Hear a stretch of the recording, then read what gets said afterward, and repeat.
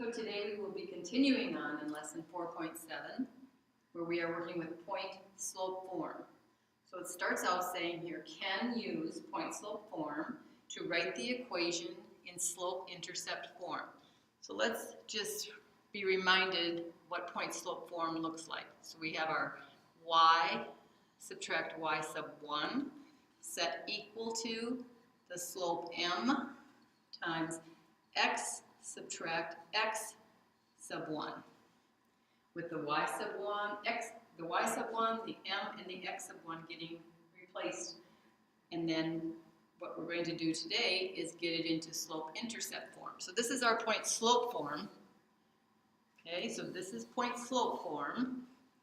But we want to get it into slope-intercept form. And let's be reminded what slope-intercept form is.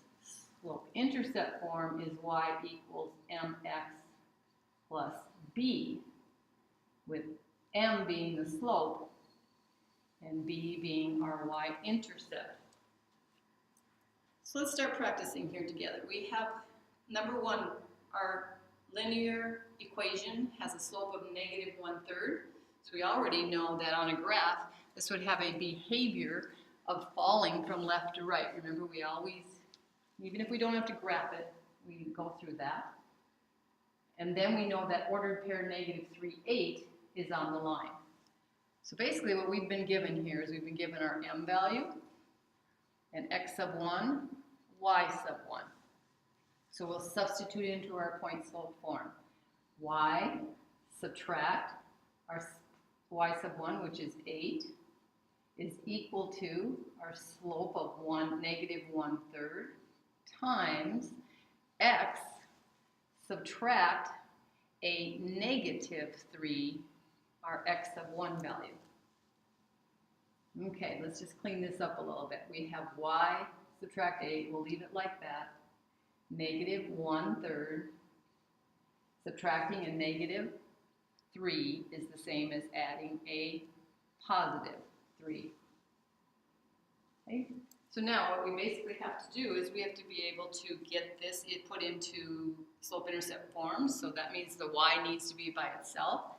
So our first task will be doing the distributive property on the right side.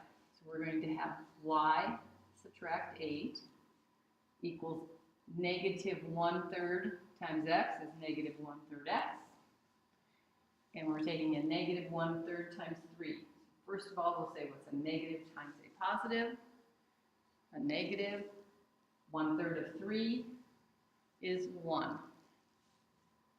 Okay, now that we've done our distributive property, we can get that y alone by adding 8 to both sides. And we are going to have y by itself over here on the left, negative 1/3 x.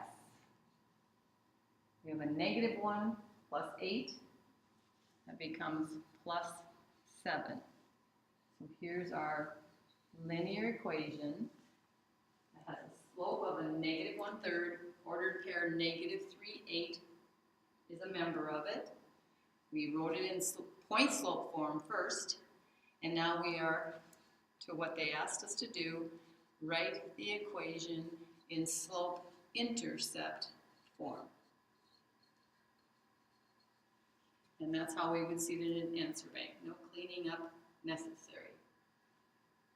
If we graphed it, we would expect this line to fall from left to right, crossing the y-axis at positive 7, also going through that ordered pair, negative 3, 8. Okay, let's move on to number 2, where they give us 2 ordered pairs this time. So the first thing we're going to do is we're going to put it in point-slope form, but to be able to put it in point-slope form, we need the slope. So our first task is going to be to find the slope of this line. So this is where we do our x sub 1, y sub 1, x sub 2, y sub 2, m equals, we have our negative 5, which is our y sub 2, take away our positive 5, which is our y sub 1, and then we go back to our x sub 2, negative 3, subtract our x sub 1, which is negative 1. So m equals Now let's do some kind of cleaning up here, making this maybe a little bit easier. So if we have subtract 5, that's the same as adding a negative 5. Subtracting a negative 1 is the same as adding a positive 1. So negative 5 plus negative 5 is negative 10. And negative 3 plus 1 is negative 2.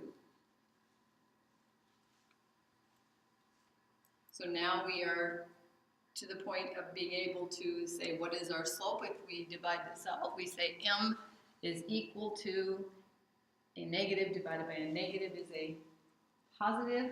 10 divided by 2 is 5. So now, when we're going to write the equation of this line in slope-intercept form, we're going to start by writing it in point-slope form first. And then it does not matter which point we use. Both of them are on this line. But since we've already kind of identified that first one as x sub 1, y sub 1, why don't we use that one? So we will work with m equals 5 and the first ordered pair, oops, wrote that wrong. First ordered pair, negative 1, 5.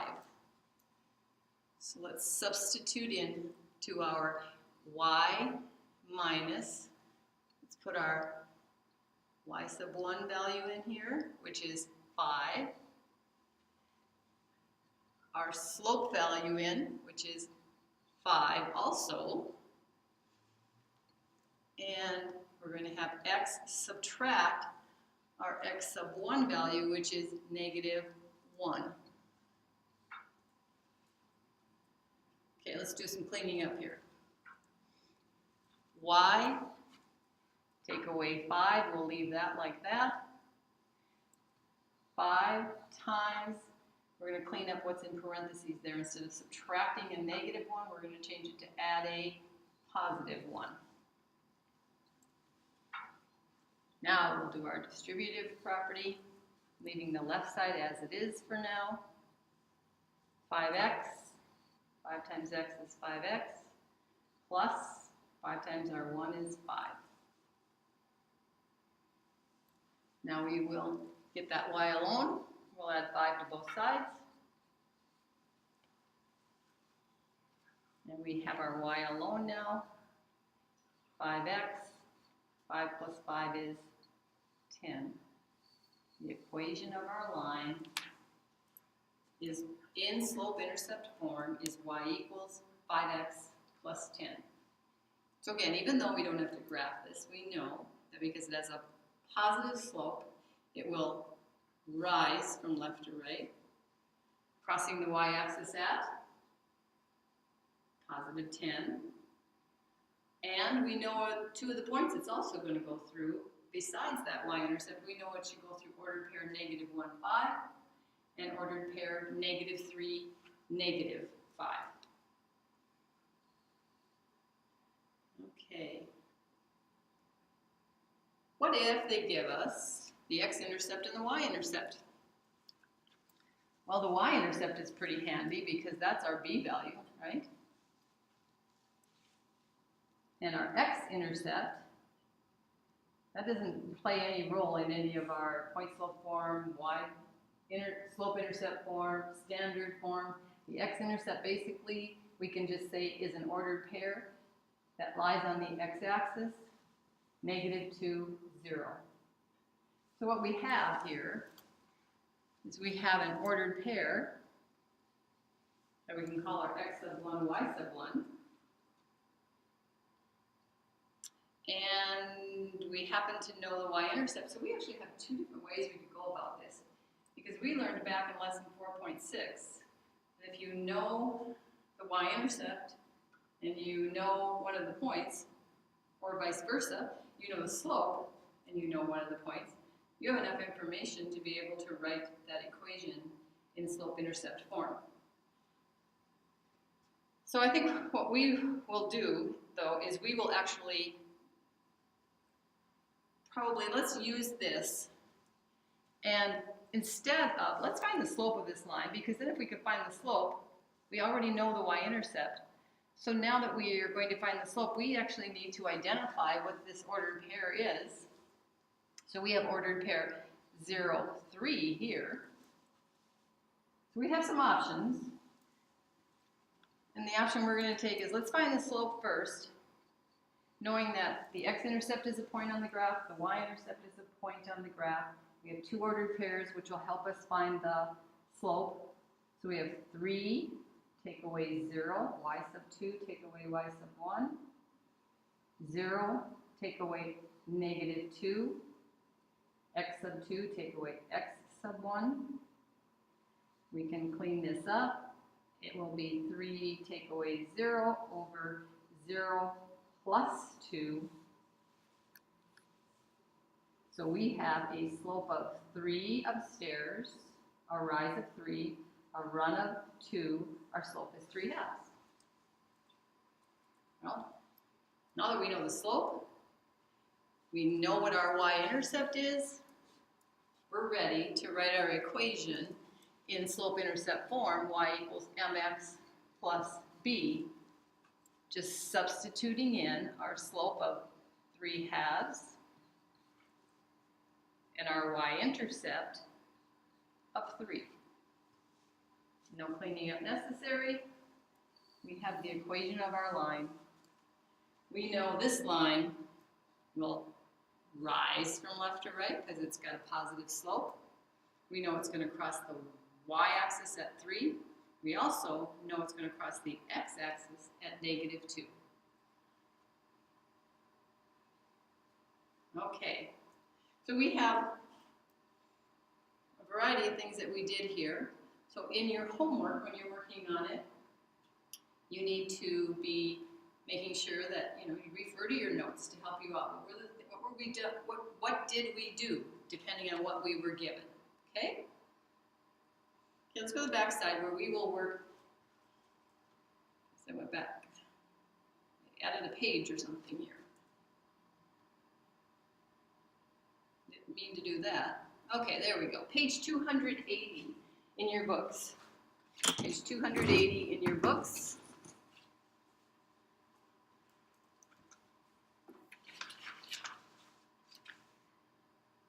And we are actually going to do problem number 35, which is not one of our problems in our homework, but we're going to do some problems in our homework where we are going to have to write equations. We're going to have to be able to apply what we know to a word problem. At higher altitudes, water boils at lower temperatures. So the higher up you are, the lower the temperature needed to boil water. This relationship between altitude and boiling point is linear. At an altitude of 1,000 feet, water boils at 210 degrees. At an altitude of 3,000 feet, water boils at 206 degrees Fahrenheit. Write an equation in slope-intercept form, and then we're going to use our equation it looks like to find something. So the first thing we always have to decide is what's the independent variable? What's the controlling in this? Is the altitude controlling the boiling point, or is the boiling point controlling the altitude? I think we could probably say the altitude is the independent variable, the controlling, and the dependent variable then has to be our boiling point. Now remember, independent is our x, dependent is our y. We know that in slope, the y's are upstairs, so the boiling point is measured in degrees Fahrenheit, and the altitude is measured in feet. So when we find our slope, we know that we're finding the number of degrees per the number of feet. Well, we can set up two ordered pairs from the information they gave us. They told us that at an altitude of 1,000 feet, water boils at 210 degrees Fahrenheit. At an altitude of 1,000, so 1,000 is our x value, water boils at 210 degrees Fahrenheit. We'll leave our labels out of here. And then our other information they gave us, they said at 3,000 feet, water boils at a lower temperature, 206 degrees Fahrenheit.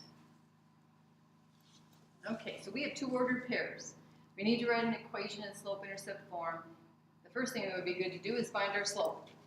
So let's give this our x sub 1, y sub 1, our x sub 2, y sub 2, and let's go to work finding slope.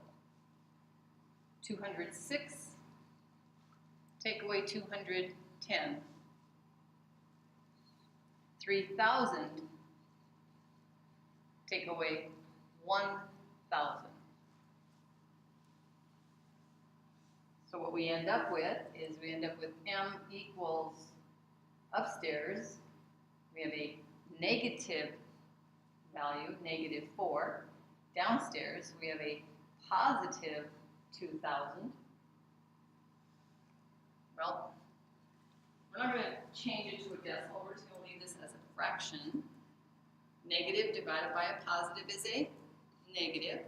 Well, 2,000 can't be taken out of 4 a nice number of times. So we're going to just simplify that. Does 4 go into both of those? Yes, it does. It goes into itself once. 4 goes into 2,500 times. So we know that the slope is -1/500. Basically what we're saying is, we can say it two different ways. For every 1 foot that the altitude goes down, the boiling temperature is going to go up 500. Or we could say no, I said that wrong.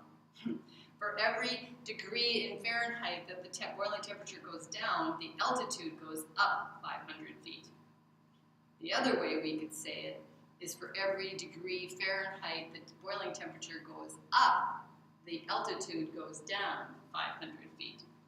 Okay, so now we would need an equation in slope-intercept form. Neither of those points is the y-intercept. How do we know that? Neither of them have x as a 0 for x value, so neither of them are the y-intercept. So we're going to start with putting it into point-slope form. Let's work with that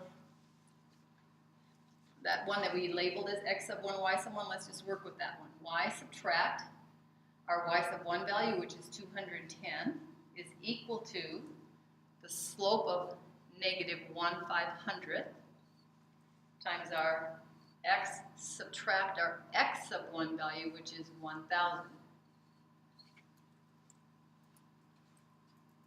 Okay, don't get out your calculators. You don't need them. We have our y minus 210 that we'll leave as it is. We're going to change this to add the opposite over here. We're going to take -1/500 times x and get -1/500 x plus, we have our -1/500 times a -1,000, so we have a negative times a negative. When we take 1/500 of 1,000, basically what we can say is we have 1 times 1,000 upstairs over 500 downstairs. 1,000 divided by 500 is 2. Now we got to get it in slope-intercept form. So we will add that 210 to both sides. Y is now by itself. -1/500 x. 2 plus 210 is 212. There's the first thing they asked us to do. Write our equation in slope-intercept form. Then it says, find the boiling point at 6,000 feet. So 6,000 feet. First thing we got to do is decide, is that 6,000 an x value or a y value? So remember, we went up here and we decided that the altitude, 6,000 feet is altitude. That's our x value. So we will go and we will substitute into our equation 6,000 for x and simplify to get y. So y equals, first of all, a negative times a positive is a negative. Now what we're going to end up with 6,000 over 500. So we're really asking, again, you don't need your calculators. We're asking how many times can you take 500 out of 6,000? Well, you can take 500 out of 1,000 2 times, but we got 6 of those. So 6 times 2 is 12. So we end up with a negative 12 plus our 212. Our y value is whatever negative 12 plus 212 is. Again, no calculator needed. This is 200, and what would the label be? We were looking for the boiling point at an altitude of 6,000 feet. So this is 200 degrees Fahrenheit. Water boils at 200 degrees Fahrenheit when you are at an altitude of 6,000 feet. Okay, that takes care of what I'm going to go through with you before you start your homework. Use your notes from yesterday, use your notes from today to help you. Be good. I will see you on Monday.